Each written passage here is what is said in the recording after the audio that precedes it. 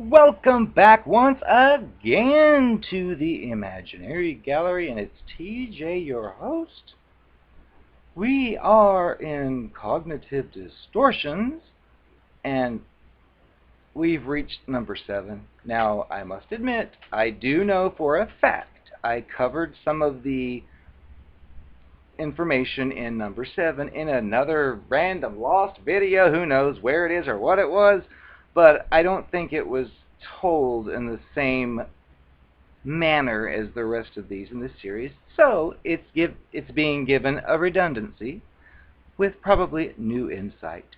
But number 7 is one of my least favorites, but see, I think the other video was referring to this trait in other people, but in this case we're talking about our own situation, which is very easy to become victim of when dealing with ourselves and then projecting onto somebody else if they're doing it. But it goes like this. It's called, again, emotional reasoning, and I hate it.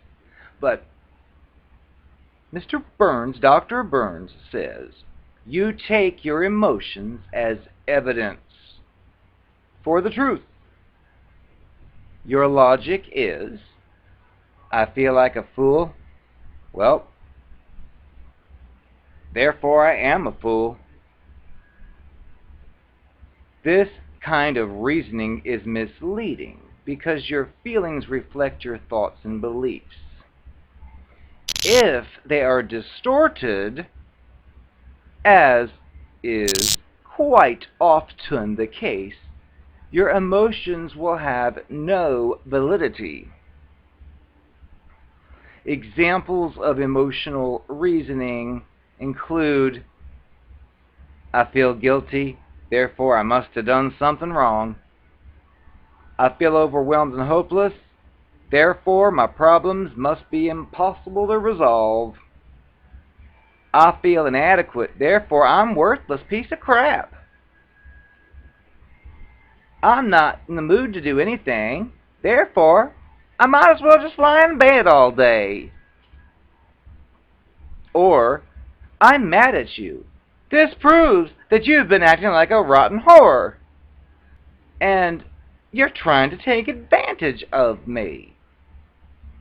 Emotional reasoning plays a role in nearly all of your depressions. Because things feel so negative to you, you assume that they truly are.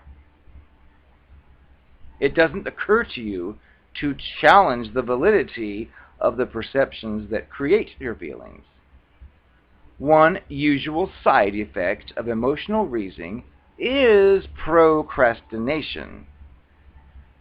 You avoid cleaning up your desk because you'll tell yourself, I feel so rotten when I think about that nasty desk.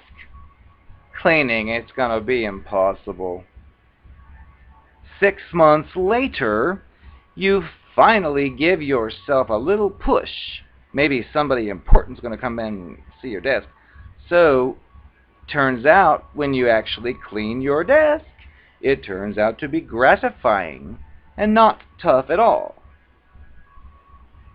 So basically, you were fooling yourself all along because you're in the habit of letting your negative feelings guide the way you act. And yes, I on some level can understand all this and have been through such things, but then at the same time I'm very critical of everything and everyone, including my own situations, so I try to look at them at many different levels, but still there are times when I fall victim, or have fallen victim, to this emotional reasoning crap, and it ain't no good. And the more I think about it, the more I realize this actually applies to my present day situation because I have like a whole list of things that need to be done, whether it's for personal musical fun reasons or practical house breaking problems reasons, and it's just like I am procrastinating, and I'm sure it's probably based in some form of emotional reasoning, but we don't want to think about that right now. Honey, I'm sorry, but I can't breathe. The chemtrails are overwhelming. My eyes are bulging out like insects. We've got to stop the chemtrails. Otherwise, we'll just probably burn. Anyway, in the FEMA camps, the goddamn concentration camps with those guillotines that chop our heads off because we worship Jesus or we don't worship Jesus. And when I refuse the RFID chip that Walmart wants to install in everybody, I will be labeled as a terrorist and either executed immediately or, more preferably, I'll be dropped down the hatch to the reptilian, shape-shifting reptoids for food. And I will have a special surprise for them, a special witchcraft-developed poison in my system, so when these reptilian shape-shifting monsters chomp upon my flesh, they will be glorified with the poison of instant eradication. Take that, reptilian. Oh, no you don't. You're not gonna get me shape-shifting again. You try to get me so upset by bringing up these things from the past and your sister who's obviously lying. I'm not gonna do it. I'm not gonna shape-shift. Come on, what's the matter? It's me, your angel. I don't like what's going on. What's happened to you? You're no fun anymore. Soon, you too will open your third eye, like I have, and then you can see everything. I am the all-seeing eye.